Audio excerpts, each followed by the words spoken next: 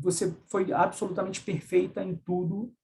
E, assim, a impressão que eu tenho é que a maturidade da pausa chegou, né?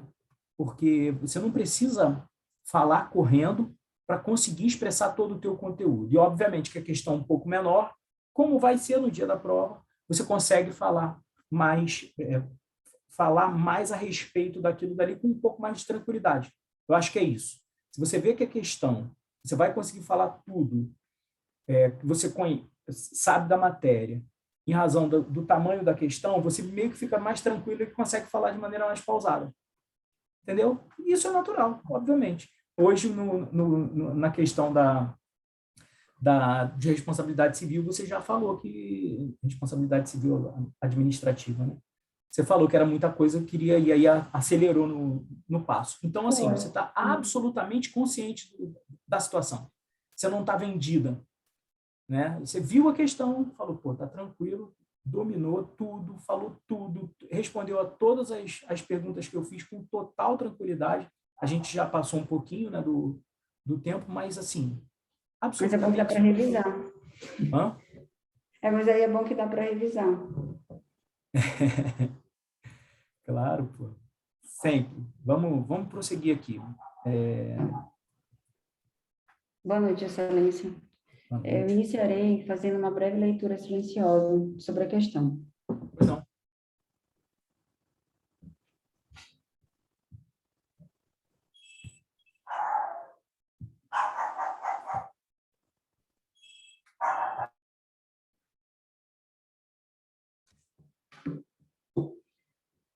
Prof, eu não marquei o tempo.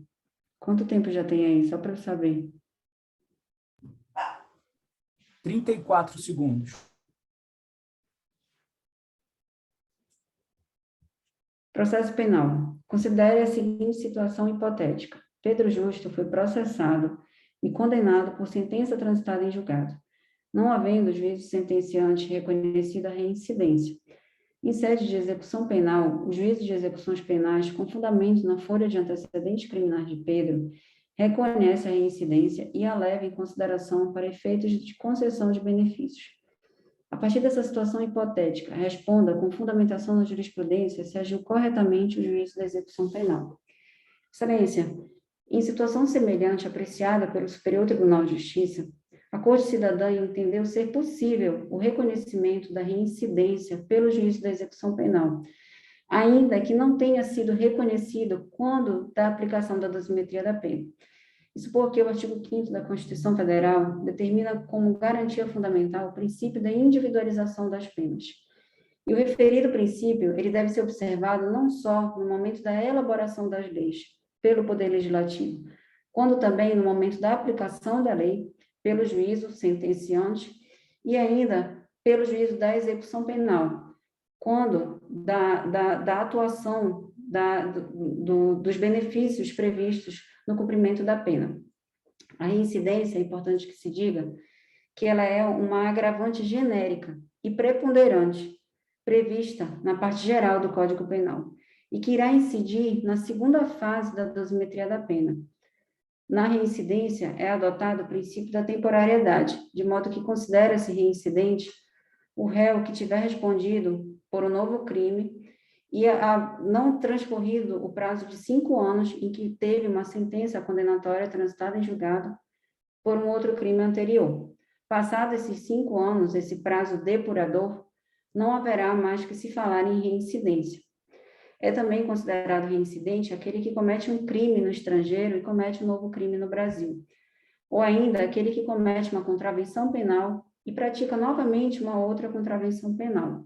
É importante que se diga que a eventual contravenção penal praticada no estrangeiro não atrairá a incidência da reincidência se praticado um crime no Brasil. Crimes políticos, se praticam... Pois não, Obrigado, doutora. Voltando aqui na nossa questão, então, o juízo das execuções não violou a coisa julgada? Não, Excelência, isso porque ele observou o princípio da individualização da pena. Nesse caso, a reincidência ela será observada para a aplicação dos benefícios penais. eventual livramento condicional, permissão de saída, autorização de saída, o próprio quanto fixado pela Lei de Execução Penal para a progressão de regime, ele fará uma retificação do atestado de cumprimento de pena e considerará essa agravante genérica para fins de concessão e análise dos referidos benefícios previstos em sede de execução penal. Tá. Doutora, eu vou fazer uma outra questão, uma outra indagação, fora do nosso caso, do caso proposto. Em que consiste o interrogatório seletivo? Excelência, você pode me dar algum direcionamento acerca do questionamento? O interrogatório, qual é a natureza jurídica do interrogatório? Excelência, acerca da natureza jurídica do interrogatório, existem algumas correntes. Uma primeira corrente entende que trata-se de meio de defesa. Uma outra corrente entende tratar-se de fonte de prova. Já uma terceira corrente entende tratar-se de meio de defesa e fonte de prova. Prevalece no âmbito da doutrina e da jurisprudência dos tribunais superiores que o interrogatório ele é um meio de defesa. Perfeito. Sendo meio de defesa, é perfeitamente admissível pelo ordenamento o silêncio. E, obviamente, que esse silêncio não vai ser interpretado contrariamente ao réu. Pois bem, o silêncio, ele exige alguma forma específica. O réu pode responder a todas as perguntas, a algumas perguntas.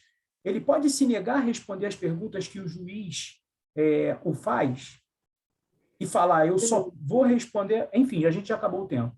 O interrogatório seletivo é aquele que ele escolhe as perguntas que ele irá ou não responder. Não, ele escolhe as perguntas, ele tem não só ele tem o direito de escolher as perguntas que ele vai responder, e isso daí não há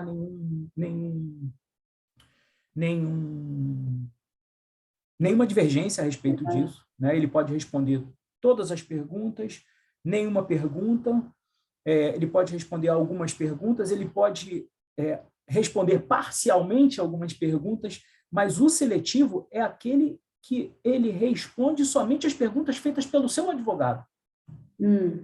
E aí, o que os juízes fazem? Dizem que não pode. Por quê? Porque, na verdade, quem faz as perguntas no interrogatório, aí a gente está falando daquela segunda etapa do interrogatório, né? Tem a primeira etapa do interrogatório e a segunda etapa, que é onde incide o direito ao silêncio.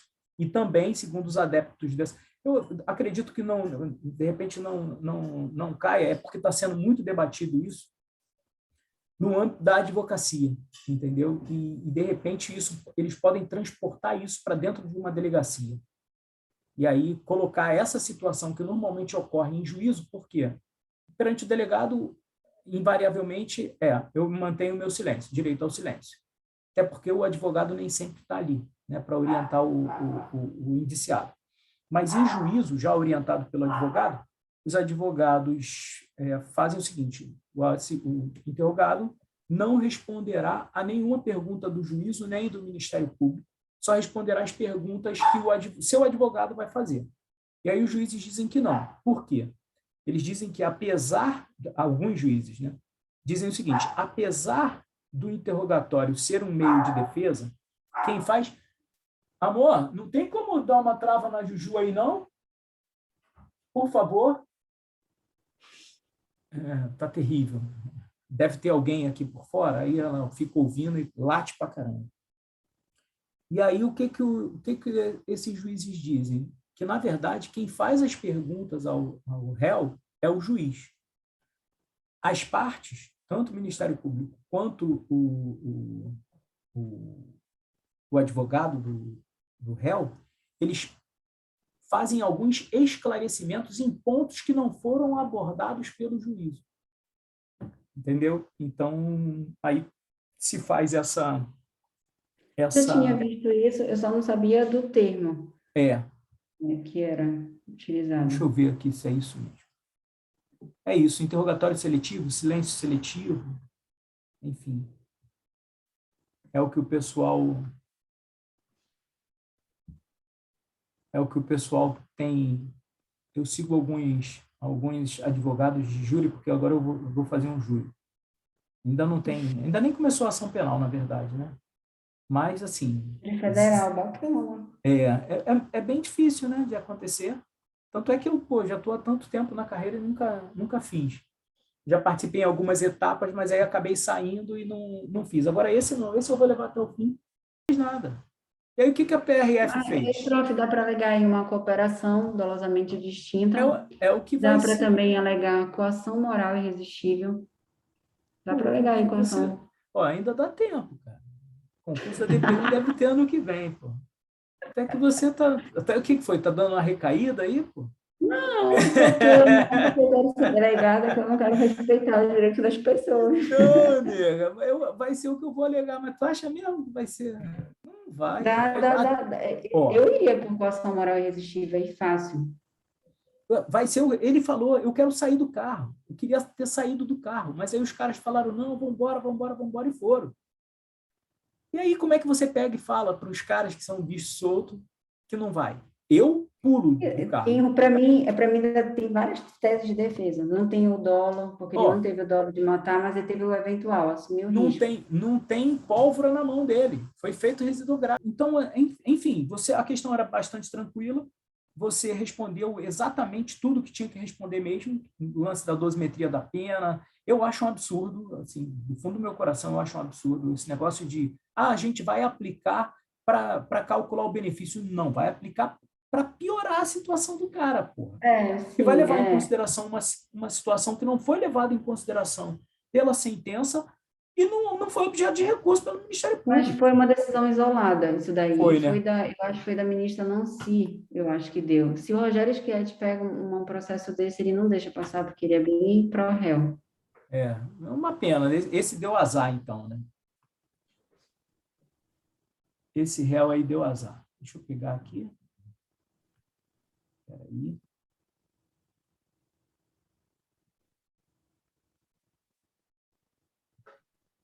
Direito administrativo. Pode deixar que eu estou controlando o tempo, tá? Quando você fala, eu vou começar a ler, eu Tá. já, Aí já você me mostra, então, né? tá. Porque eu coloco porque a gente vai ter mais. Mandou ou não, né? Oi? Mandou ou Não não, mandei, né? não. Não mandei.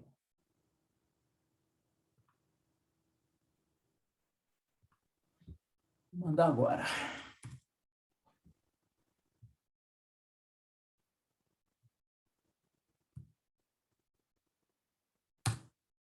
Mandei.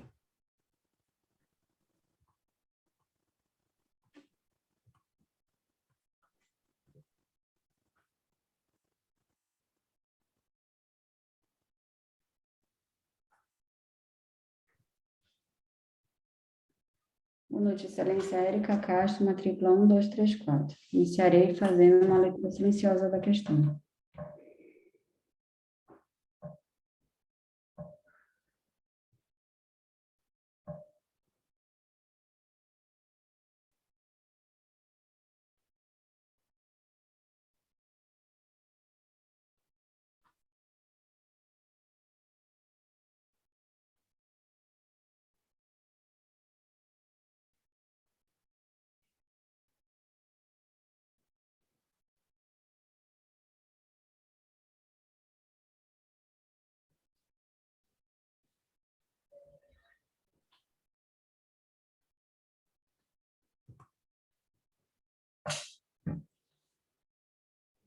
Excelência, o artigo 1º da Constituição Federal consagra o princípio republicano. Do referido princípio decorre a regra da isonomia, ou princípio da isonomia, o princípio da legalidade e o princípio do concurso público, esse previsto no artigo 37 da Constituição, que determina expressamente que o ingresso na carreira de funcionário público somente poderá ser feito por meio de concursos de provas ou de provas e títulos. As exceções a essas regras, a referida regra, constam expressamente no texto constitucional, ou seja, cargos em comissões, nomeações para juízes dos tribunais superiores, nomeações para ministros de tribunais de contas, servidores temporários, agentes políticos, ACE, agentes comunitários de endemia, ou dentre outros. No caso em concreto, os servidores públicos, eles tiveram uma contratação ilegal, E a referida lei ela foi considerada inconstitucional pelo Supremo Tribunal Federal. O ordenamento vigente adota a teoria das nulidades, no que se refere às leis inconstitucionais, de modo que as leis inconstitucionais, elas nascem mortas, e elas não têm aptidão para produzir qualquer tipo de efeito. Desse modo, as consequências, em razão do reconhecimento de ilegalidade dos referidos servidores, é que eles não poderão ser estabilizados, eles não mais serão considerados funcionários públicos, servidores públicos federais estatutários.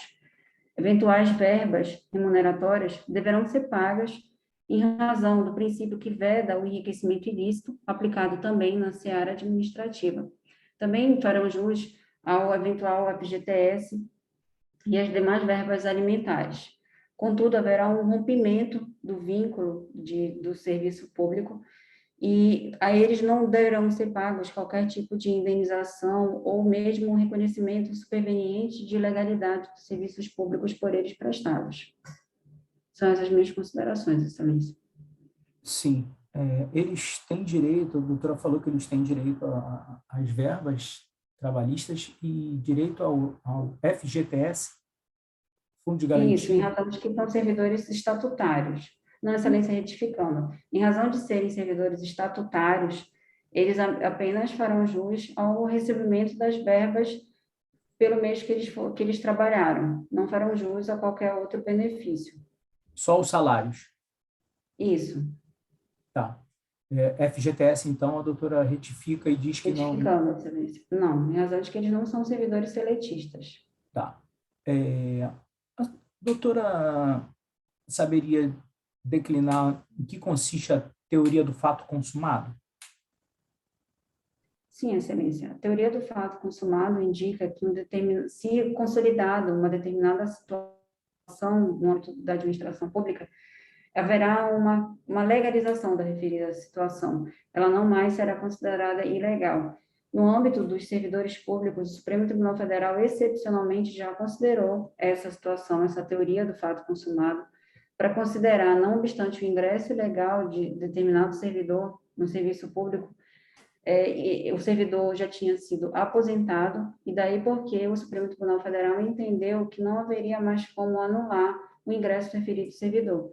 Haveria, então, um fato consumado. Mas não aplicou, por sua vez, no que se refere a determinados defensores públicos que ingressaram sem o efetivo concurso público no âmbito de um Estado, e o Supremo Tribunal Federal, mesmo após longos anos, considerou o ingresso inconstitucional e não promoveu a efetivação ou estabilização dos referidos servidores. Há parâmetros assim, objetivos, porque a doutora mencionou que o Supremo, em determinadas situações, reconhece, em outras não reconhece. Nas hipóteses em que o Supremo reconhece, nós podemos dizer se há parâmetros objetivos para o reconhecimento? Excelência, via de regra, para o reconhecimento do fato consumado, a situação ela não pode mais ser desfeita, como no caso da aposentadoria, deve ter transcorrido um lapso temporal suficiente para que haja essa consolidação, e é necessário também que haja boa-fé do servidor, não é possível que ele esteja de má-fé. Tá bom. Obrigado, doutora. Essa questão é uma questão que é duríssima, a despeito de parecer não ser dura. E por isso que eu trouxe ela aqui para você. Essa foi um julgado, um caso isolado, mas ele está lá nos informativos do STJ. Aliás, é do Supremo. Eu acho que é da aposentadoria do servidor? Não, é dessa lei complementar declarada inconstitucional. A lei pegou uma cabeçada, eu acho que é em Minas, é um RESP.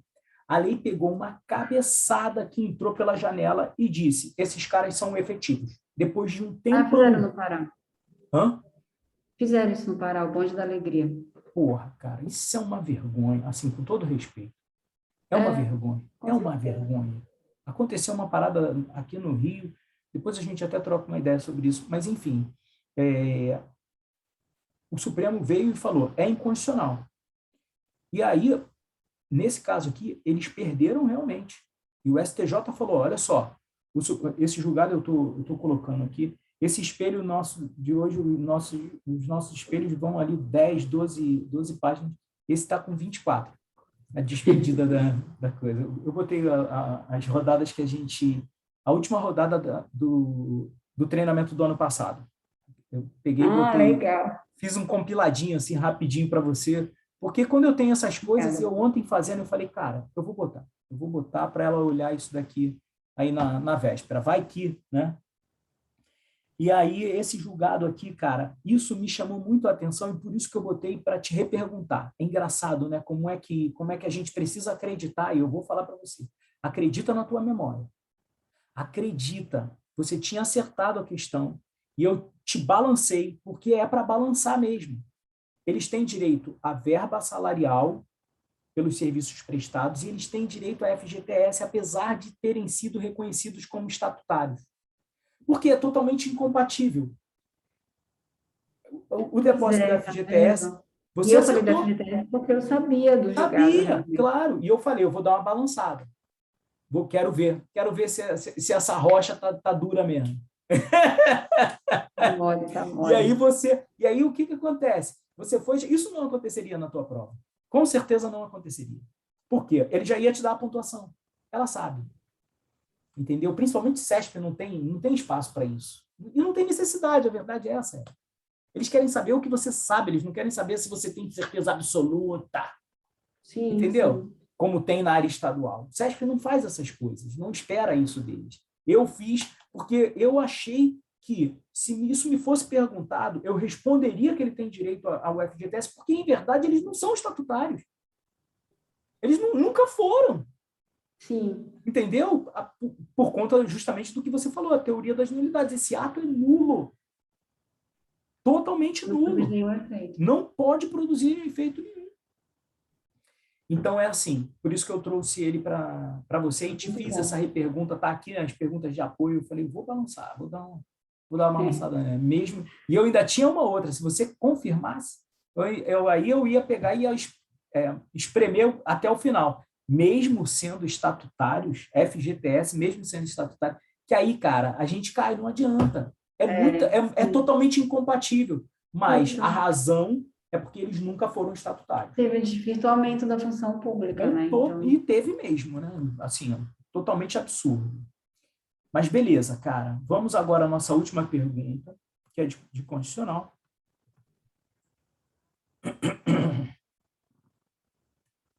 Para a gente fechar o nosso treino.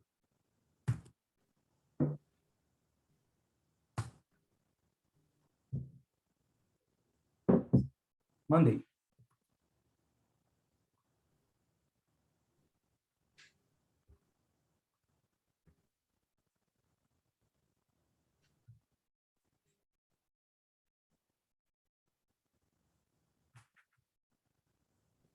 excelência. Érica Castro, matrícula 1234. Excelência, Vossa Excelência pode me dar um direcionamento a respeito do questionamento? Sim, doutora. No campo da proteção constitucional aos indígenas, a ordem social destaca o princípio da proteção à identidade. Certo. Excelência, o artigo 231 da Constituição Federal foi instituído a partir da Constituição Federal de 88, no capítulo que trata da organização social, e ele visou garantir uma proteção efetiva aos índios. Protege-se, no artigo 231, os índios no que se refere às suas crenças, tradições e as terras que tradicionalmente ocupam. A Constituição Federal de 88, o Supremo Tribunal Federal, quando do julgamento da PEC 3388, adotou a teoria do fato indígena, em detrimento da teoria do indigenato, que prevê que para que haja a relação do índio com a sua terra, para que haja a configuração de uma terra como tradicionalmente ocupada pelo índio, basta que haja a efetiva ocupação do índio por essa terra. Contudo, a teoria do fato indígena acrescenta outros requisitos, e foi a teoria adotada pelo Supremo Tribunal Federal. Então, para que a terra seja tradicionalmente ocupada pelo índio, é preciso, segundo decidiu o Supremo Tribunal Federal, que haja a ocupação dessa terra nos 5 anos anteriores à data da promulgação da Constituição Federal, em 5 de outubro de 88. Além disso, é preciso que houvesse o marco da tradicionalidade, ou seja, a efetiva relação do índio com a sua terra. Além disso, o próprio artigo 231 considera que as terras tradicionalmente ocupadas pelos índios são inalienáveis, imprescritíveis e que os direitos sobre elas são indisponíveis. Cabe à União tutelar essas terras indígenas, que o artigo 20 considera como terras de bens da União. Os índios possuem a efetiva posse delas, mas a propriedade continua sendo da União. À União também compete a demarcação dessas terras.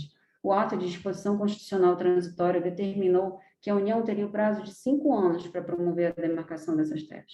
Prazo que não é decadencial, mas que apenas implementou um prazo no sentido de garantir uma maior proteção aos direitos indígenas. Além disso, Excelência, os índios eles não poderão ser removidos de suas terras. É que os índios eles possuem uma relação espiritual com as suas terras, consoante afirmou o ministro Aires Brito. A terra para os índios não é apenas um contato físico, mas é onde eles desenvolvem as suas crenças, tradições. E, a partir do ingresso da Constituição Federal de 88, o legislador constituinte originário não quis mais adotar a integração do índio com a comunidade, mas a proteção da sua identidade enquanto indígena, e respeitando as suas crenças e as suas tradições, de modo que a remoção dos índios das suas terras somente será possível em caso de catástrofe ou para fins de promover a segurança nacional ad referendo do Congresso Nacional, ou mediante prévia autorização do Congresso Nacional e sempre ouvida a população indígena. Além disso, eventuais particulares que estiverem ocupando as suas terras não terão direito a qualquer indenização, salvo no que se refere às benfeitorias, e desde que sejam benfeitorias úteis. Então, em relação aos índios, Excelência, são essas minhas considerações. Tá. Em relação ao usufruto exclusivo, a Constituição diz que as terras tradicionalmente ocupadas pelos índios destinam-se à sua posse permanente, cabendo-lhes o usufruto exclusivo das riquezas do solo, dos rios e dos lagos nela existentes. E o usufruto das riquezas do subsolo? Excelência, a Constituição Federal de 88, no que se refere aos recursos minerais, diferenciou o solo dos subsolos. As riquezas minerais, consoante expressamente determina o artigo 20 da Constituição Federal, são bens da União, de modo que, ainda que incluídas em terras indígenas, o usufruto das riquezas minerais será propriedade da União. Poderá, se explorado pela União, ser concedido um percentual para os indígenas, em razão de que as riquezas minerais estariam ali nas suas terras. Também nesses casos, como se trata de terras indígenas, a exploração dos recursos minerais deverá ser precedida de uma autorização legal e ainda ouvido os povos indígenas e determinado também por meio do Congresso Nacional. E como se trata de terras indígenas, deverá também ser precedido de uma oitiva do Conselho de Defesa Nacional. Doutora, é possível demarcação de terras indígenas já demarcadas em período anterior à Constituição de 88? Excelência, acerca do assunto, o Supremo Tribunal Federal entendeu não ser possível uma nova demarcação de terras indígenas já demarcadas.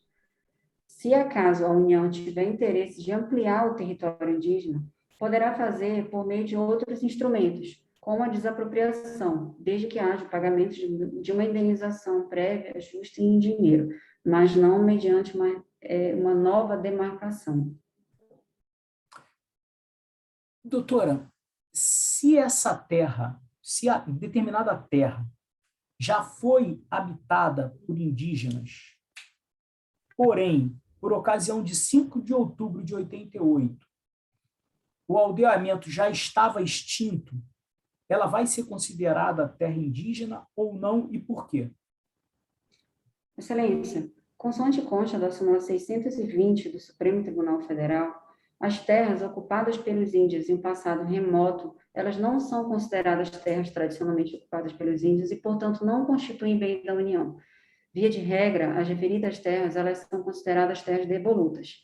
E a regra para o ordenamento, no ordenamento vigente, no que se refere às terras devolutas, é que elas são de propriedade dos estados. O artigo 20 diz que somente serão consideradas bens da União as terras devolutas que sejam necessárias para a proteção do meio ambiente, para a construção de ferrovias, as terras devolutas constantes nas áreas fronteiras e indispensáveis para a proteção da segurança nacional. Tá bom. Em que consiste o esbulho remitente? Excelência, o esbulho renitente ele também foi mencionado em sede de embargo de declaração na PES 3388, em que foi julgada a demarcação da terra indígena Raposa Serra do Sol. O esbulho renitente considera como terra tradicionalmente ocupada pelo índio, ainda que não observado o requisito da temporariedade, quando há uma luta pelos índios na disputa das terras, ou seja, uma renitente luta, uma luta incessante, ou ainda quando os índios tivessem sido expulsos há pouco tempo, quando do marco de 5 de outubro de 1988. Tá. A doutora já ouviu falar, por certo, da usina hidrelétrica de Belo Monte. Essa usina ela foi instalada na Volta Grande do Xingu, no estado do Pará. Quais são os requisitos constitucionais para a instalação de uma usina hidrelétrica em terra indígena? Excelência, a exploração de recursos hídricos constantes em terras indígenas, ela necessita que seja implementado por meio de uma autorização legal, mediante lei, oriunda do Congresso Nacional, haja ainda a oitiva dos povos indígenas, o acompanhamento da FUNAI durante todo o processamento, e ainda que seja garantido a preservação dos índios que lá ocupam as suas terras, em especial a sua identidade e a sua manutenção. Como é que se dá a oitiva das comunidades indígenas, doutor?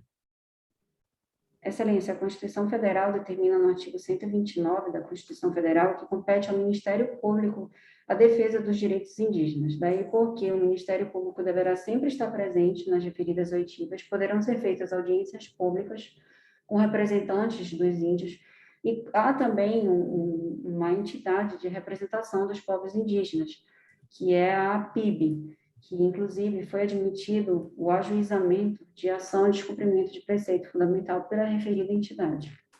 A atuação da Polícia Federal em área indígena depende de consulta à comunidade indígena? Excelência, consoante foi decidido na PES 3388, a atuação da Polícia Federal dispensa de qualquer autorização. Ela pode ingressar de modo a promover e efetivar a segurança pública prevista como dever e responsabilidade de todos no artigo 144 da Constituição Federal.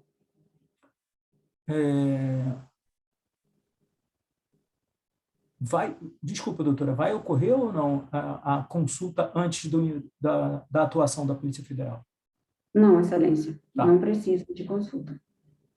Vou relatar um caso para a doutora.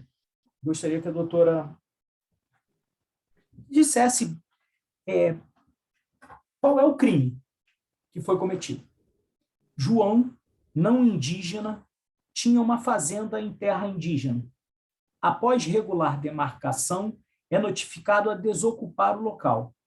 Revoltado, destrói as acessões, construções e plantações que havia feito no local. A conduta dele é típica. Qual foi o crime que ele praticou, doutora? Excelência, João, no caso em concreto, praticou o crime de dano qualificado, em razão de que praticou o delito de destruição de acessões, que são também bens de propriedade da União. Trata-se de um crime comum, de subjetivo, plurissubsistente, material, processado. Ação penal pública incondicionada e de competência da Polícia Federal. Legal, cara. Essa tá bem, até na acho que até sem respirar. Na matéria índios índio é hard. Mais bom que deu para revisar, que eu não revisava faz tempo, mas é porque eu falei domingo de manhã no 231. E esse princípio da proteção da identidade, o Bernardo Gonçalves já começa na primeira linha dele. Entendeu? Ele já abre assim. Mas o princípio da proteção da identidade é o caput do 231? É exatamente isso que você falou. É exatamente aquilo daí. Entendeu? Só que é uma expressão diferentinha. E aí Muito você legal. pode pedir. Eu vou colocar na minha resposta. Show. Você pode pedir.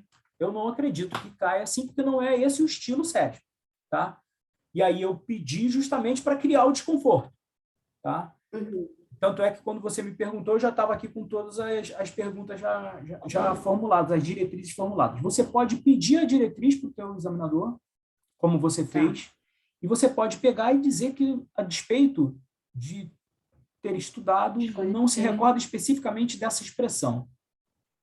Qual seria o Certo. sinônimo? Ponto. Pergunte.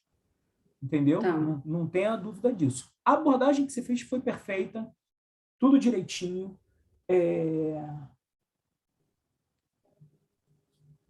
Você utilizou a expressão índio, tá? Evita. Usa a expressão indígena. Indígena, Indígena. povos indígenas, comunidades indígenas. Não bota tribo, não usa tribo, Tá. tá bom? Substitui Tá. índio por indígena. Tá. Comunidade indígena. Lembra sempre de falar das tradições, costumes, a Então, eu religiosidade deles, tinha mais na perfeito. memória 231, mas eu acho que faz umas 2 semanas que eu não leio, aí vai Bom, saindo. ótimo para pegar e ler. Eu botei ele aqui tudo direitinho, coloquei todas as 19 condições para você relembrar, tá bom? Tá. Eu acho que eu coloquei as 19 condições, coloquei os aspectos dos embargos, tá? O que foi falado. É importante Tá. que se diga que essas condições, se te for perguntado, é importante que você lembre que nos embargos ficou assentado que essas condições só valem para a Raposa Serra do Sol. Obviamente que elas vão orientar as outras demarcações, mas não houve julgamento em repercussão geral, não houve julgamento em caráter de vinculativo para os outros órgãos do Poder Judiciário, tá bom? Então, é importante. Isso ficou assentado nos embargos. Eu peguei e fiz um breve Por isso resumo que aqui. estão rediscutindo agora, né? Então. Mas como ainda não decidiram, né? Enfim. Sim. Aí eu acredito que seja isso. E aí eu botei a teoria do indigenato, aquele nosso... Indigenato e o fato indígena. Do Tem fato um colega que indígena. me perguntou até numa rodada isso, aí ele falou, isso é bizarro, como é que tu sabe isso? Tu já tem... Não, foi o professor que me perguntou. Ai, meu pai. E aí eu peguei e botei aqui também, Érica, eu tirei do nosso Zap, né? Você tem isso no Zap, mas Sim, vai eu ter. tenho aqui salvo no meu computador isso. Maravilha. O erro culturalmente condicionado. Se pintar isso, cara, vai ser assim. Eu acho que não vai ser uma maldade muito grande isso. Né? Se pintar isso vai ser chororô para tudo quanto é lado. Cara. E não é o estilo, né, cara? Não é o estilo do Não, SESC acho que isso. não. Acho que Tem isso a muita gente coisa só para estuda cobrar mesmo uma só prova. com certeza, porra. É um desperdício, entendeu? Sim, exatamente. Uma coisa que você falou que eu não me lembro de ter lido. Os 5 anos antes da Constituição, está mesmo escrito no Não, voto? eu errei isso. Ah, tá. Eu errei.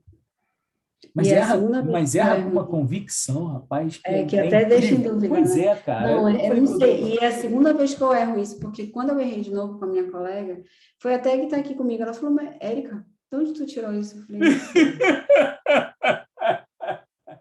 Onde ficou o artigo? Não faço a menor ideia. Na minha cabeça. Em relação à Sim. indenização das benfeitorias, tem que lembrar da boa-fé também, ocupação de boa-fé.